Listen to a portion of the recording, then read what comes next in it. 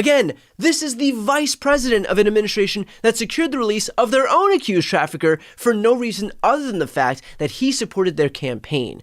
You sacrifice your ability to take some moral high ground when you help the traffickers whose political ideologies comport with yours.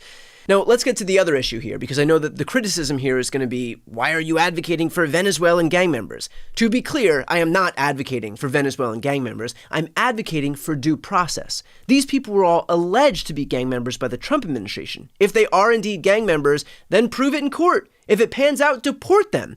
But without that due process, what we're saying is that the accusation alone from the Trump administration is enough to forego that due process. Do we really want to establish the precedent that all Trump has to do is accuse someone of being a gang member and then boom, they're deported?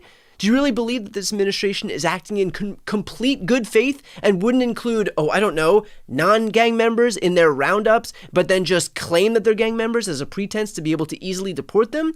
Again, if they are gang members, if they're criminals, if they've done anything wrong, I'll be the first one to applaud their departure. Honestly, I have nothing to gain by advocating for dangerous people to stay in this country. I want my city to be safe just like anybody else does, left, right, or center.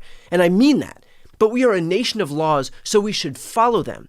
I asked 30-year former federal prosecutor Glenn Kirshner about this exact point, and here's what he had to say. I know that there are going to be those on the right who say, why stick your neck out at all for folks who we're talking about Venezuelan gang members, alleged Venezuelan gang members, and so why not want to just get them out of the country as soon as possible? Why go through this whole process of trying to prevent them from being just deported as quickly as humanly possible? And so what would you say to that argument? I would say first, Brian, these are alleged Venezuelan gang members. What we don't allow our executive branch to do, our prosecutors, our law enforcement agencies, is to say with no hearing, no evidentiary showing, and no due process, these 200 people, in my estimation, are bad folk.